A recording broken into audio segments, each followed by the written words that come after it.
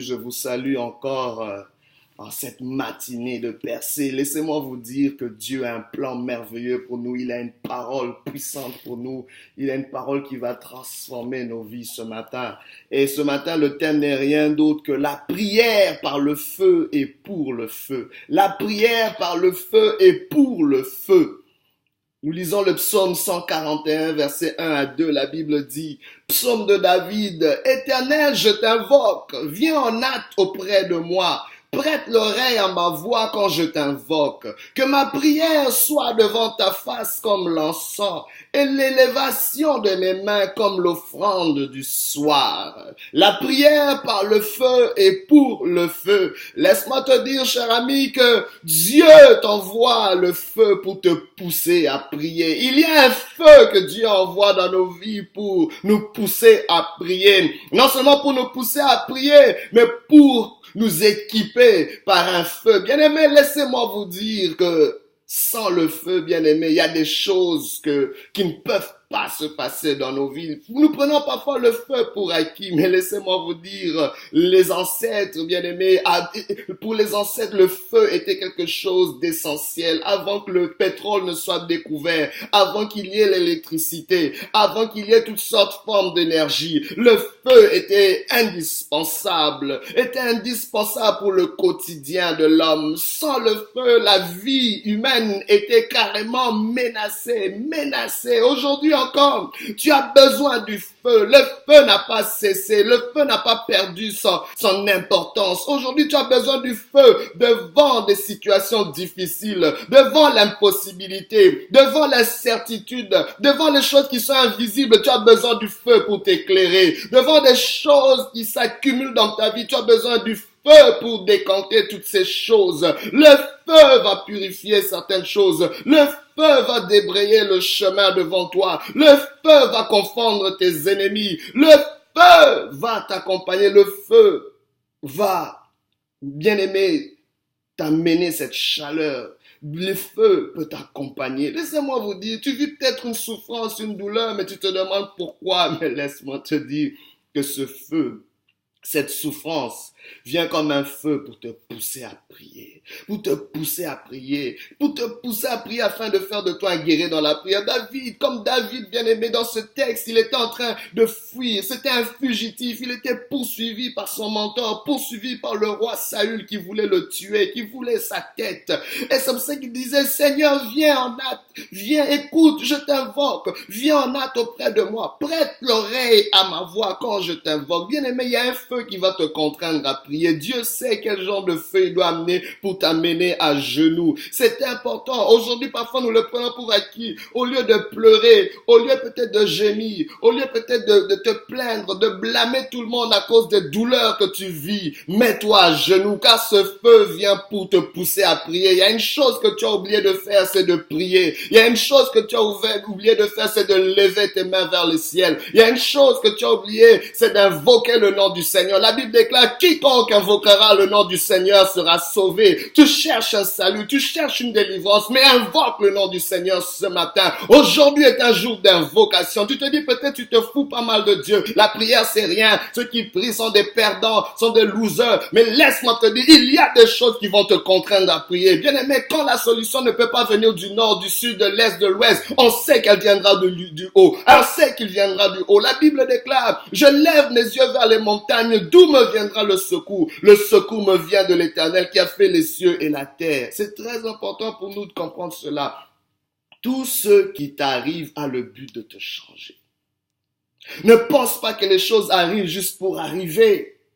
David avait cette persécution, mais David, malgré sa jeunesse, avait la sagesse suffisante pour comprendre que si cet homme qui est mon mentor me poursuit, c'est forcément parce qu'il y a une raison. Si Dieu le permet, c'est forcément pour me changer. C'est pas vrai que je veux mourir comme ça parce que Dieu a mis des promesses sur ma vie. Dieu a déclaré que je deviendrai le prochain roi d'Israël. C'est pas vrai que je veux mourir dans cette situation. Je déclare sur ta vie, tu ne mourras pas dans cette situation. Tu ne mourras pas dans cette circonstance. Cette crise ne va pas te tuer. Cette crise ne doit pas te tuer. Mais s'il te plaît, mets-toi à genoux. S'il te plaît, ce feu dans ta vie te pousse à prier, à lever tes mains vers le ciel. Le feu amène une transformation. Le feu a la capacité, quand il vient sur une matière, à la transformer. Quand le feu passe quelque part, toute matière ne reste pas la même. Le feu qui passe sur ta vie ne te reste pas, ne te laisse pas dans le même état. Mais il y a beaucoup qui résistent à la transformation. On est trop accroché à notre zone de confort. On est trop accroché au passé. Dans ton langage, tu es toujours en train de te rappeler des vieux souvenirs. Quand on était, quand ceci, quand on était enfant, la gloire qu'on avait, quand on était chez les parents, c'est fini ces choses-là. Bien-aimé, Dieu a mieux pour toi. Pourquoi penses-tu que le meilleur n'est pas dans l'avenir? Pourquoi es-tu juste en train de voir ta vie dans un rétroviseur au lieu de la regarder devant toi? La vie n'est pas en arrière. Oui, tu as connu des moments glorieux, tu passes dans des moments difficiles. Mais laisse-moi te dire, la gloire de la deuxième maison sera plus grande que celle de la première. Laisse-moi te dire, Dieu qui amène la bonté, Dieu qui amène la bonté, Dieu qui amène l'amour, Dieu qui amène la gloire a encore mieux pour toi. Laisse-moi te dire, Dieu a un plus d'un tour dans son sac. Le feu vient transformer, bien-aimé, mais le feu vient surtout faire une chose, transformer notre volonté. Le feu vient tuer quelque chose, vient détruire quelque chose. Bien aimé, quand nous prions, il y a quelque chose qui meurt en nous. C'est notre volonté. Notre volonté est soumise à celle de Dieu. Parce que, bien aimé, marcher sur cette terre, bien aimé, va parfois nous faire vivre des choses qui vont contraindre notre volonté. Nous ne sommes pas le nombril du monde, mais c'est Dieu qui est le centre de l'univers. Jésus-Christ a dit quand il agonisait à Gethsémane, dans ces moments les plus terrifiants, il a prié. Même lui, le Fils de Dieu, a prié. Quand il y avait ce feu de souffrance, quand il était devant, exposé à cette croix, à cette honte, à cette difficulté dans sa vie, il a dit non pas ma volonté, mais que ta volonté soit faite. En fait, dans ce jardin, il était contraint à prier. Il y avait un feu qui le poussait à prier, mais bien aimé, ce feu qui l'a poussé à prier a amené un feu puissant et glorieux, qui aujourd'hui, 2000 ans après, on parle encore de lui.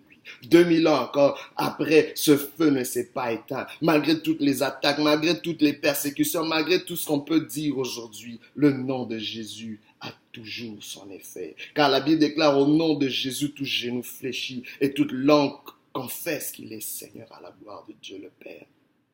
Ainsi, bien-aimé, David était dans cette situation difficile. Où il dit que ma prière soit devant ta face comme l'encens ou comme le parfum. C'est quelque chose de très important, bien-aimé. Devant la face de Dieu. Pourquoi? Parce que la prière est un lieu de rencontre entre le divin et l'humain. David disait, dans cette situation, c'est pas une force humaine qui va m'aider, mais c'est la force divine. J'ai besoin d'une connexion divine. J'ai besoin de quelque chose de surnaturel. Bien aimé, ça prend le surnaturel pour percer dans ce monde. Ça prend le surnaturel pour aller de l'avant. Il y a des choses qui s'expliquent pas. J'ai connu des gens qui étaient sur le bord du suicide. J'ai connu des gens qui étaient sur le bord de la faillite. J'ai connu des gens, bien aimé, ça prend le surnaturel pour te faire passer de l'autre bord. Car sans ce surnaturel, sans cette touche divine, bien-aimé, il y a des choses qu'on ne peut pas surmonter. Donc, devant la face de Dieu, c'est-à-dire que ma prière soit comme une intercession, comme une représentation. Laissez-moi vous dire, la prière a une influence puissante. Laissez-moi vous dire, c'est la seule chose que les disciples de Jésus ont demandé à Jésus de leur enseigner. Ils n'ont pas demandé, Jésus, apprends-nous à faire des miracles. Ils ont dit, apprends-nous à prier. Parce qu'ils comprennent que la prière, bien-aimé, transcende des choses. La prière est invisible. La prière est mobile. La prière, tu peux prier en Afrique et ta prière a de l'effet en Amérique du Nord. Mais la prière transcende les distances, transcende l'espace. La prière peut entrer dans des lieux dans lesquels tu ne peux pas entrer physiquement. La prière peut entrer, bien aimé, dans l'impossibilité que tu es en train de vivre. La prière peut entrer dans les choses invisibles. On fomente des choses contre toi, mais la prière va entrer là où on est en train de faire des complots contre toi. Et je déclare que toute arme forgée contre toi sera nulle et sans effet. À cause de la prière par le feu et pour le feu. La prière par le feu et pour le feu, bien-aimé, va pénétrer, va influencer des choses. Elle est invisible, elle est mobile, elle est influente. Bien-aimé, cette prière va transcender des choses dans nos vies. La prière va te précéder dans un domaine où tu ne peux pas aller. La prière va entrer dans ton futur, pendant que ton présent est dans une incertitude. Et David disait que cette prière aille devant moi, devant ta face, que cette prière intercède pour moi, que cette prière parle en ma faveur, que cette prière soit comme un sacrifice, que cette prière soit comme une offrande, l'offrande du matin. Bien aimé, pourquoi? Parce que David avait compris ce qui se passait, parce que Dieu avait instauré justement à travers Moïse qu'il fallait qu'il y ait des prières, il fallait que le souverain sacrificateur fasse une offrande de prière chaque matin et chaque soir. Il y avait l'offrande du matin et l'offrande du soir, et il y a de l'encens, des parfums devaient être brûlés constamment le matin et le soir, le matin et le soir. Le matin, il fallait des offrandes d'action de grâce. Il fallait qu'elle monte, bien-aimée. Il fallait qu'elle aille devant nous. Il faut une prière qui précède ta journée. Il faut une prière qui précède ta nuit. Parce que tu ne sais pas, tu n'as pas le contrôle sur ce qui va se passer sur ta route. Mais la prière va te précéder. La prière par le feu et pour le feu. Mais pour vous dire une chose, cette prière devait être comme de l'encens. L'encens, c'est ce parfum. Mais vous savez, le parfum, la prière est comme un parfum, comme un arôme, un parfum agréable à Dieu. Vous savez, le parfum, on ne le voit pas, mais on le sent. Et le parfum peut dépasser les distances. La prière, bien aimée par le feu pour le feu, a une longueur d'avance sur ta vie. Oh my God, je peux peut-être connaître un retard, mais ma prière ne connaît pas de retard. Je peux peut-être être limité ici, mais ma prière ne connaît pas de limite. Et tôt ou tard, cette prière va me propulser vers les lieux dans lesquels elle m'a précédé. C'est comme un parfum, un doux parfum qui pénètre, qui envahit toute la maison, qui envahit toute l'atmosphère. Oh, je prie que tu puisses prier par le feu et pour le feu. Mais bien aimé, comme l'encens, cet encens, nous réalisons qu'une chose, que le parfum, bien aimé, pour qu'il puisse émaner cette bonne odeur, doit être brûlé par le feu. Il faut que des épices soient brûlées. Il faut que des épices soient broyées. Donc le feu que Dieu amène dans ta vie, les souffrances qu'il amène peut-être dans ta vie, qu'il permet dans ta vie, c'est simplement pour activer ta prière, pour brûler justement de l'encens, pour brûler quelque chose dans ta vie qui va monter vers Dieu. Parce que bien aimé, sans le feu, la prière ne peut pas monter vers le ciel.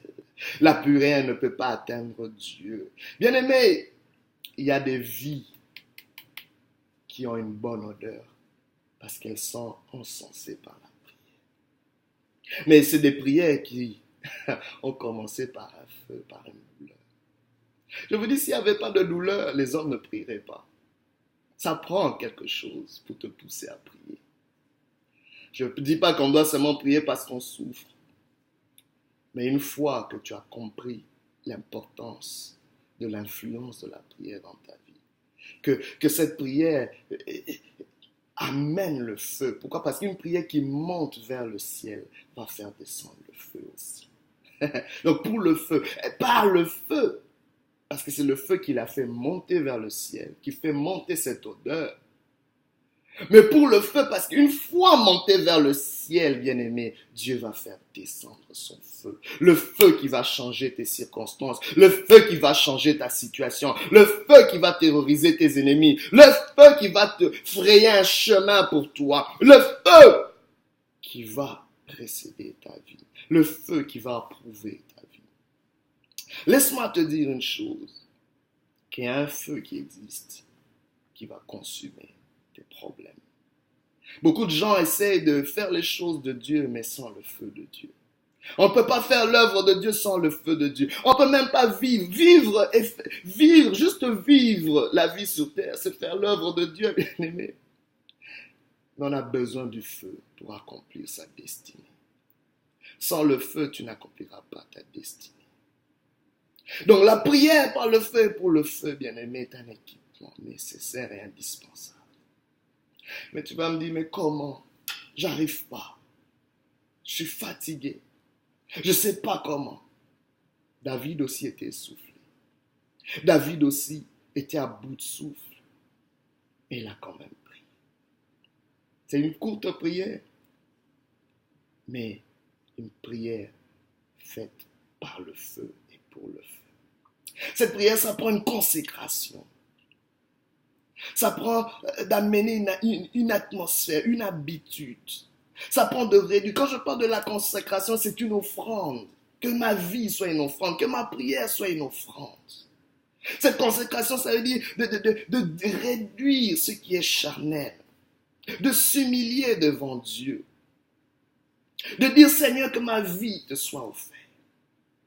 J'accepte de faire des sacrifices pour prier, de sacrifier mon temps pour prier, de sacrifier certains loisirs pour prier, de sacrifier mon sommeil pour prier, de sacrifier ma nourriture pour prier, de sacrifier certaines conversations pour prier, de sacrifier certaines pensées pour prier. Priez par le feu et pour le feu. Dieu dit, si mon peuple sur qui est invoqué mon nom s'humilie, prie et cherche ma face, j'écouterai sa prière, je le guérirai, je pardonnerai ses péchés. Dieu va faire descendre le feu. Mais ça prend qu'on puisse s'humilier, qu'on puisse lever nos mains vers le ciel, comme une offrande. Ça prend un sacrifice, ça prend une offrande.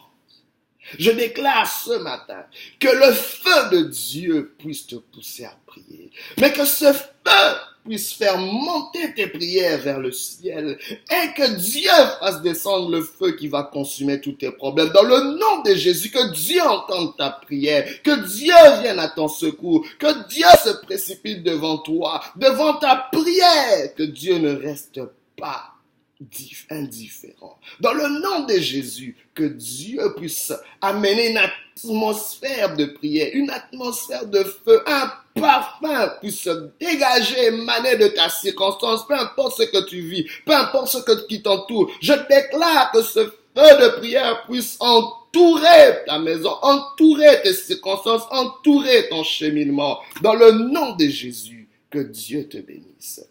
Amen.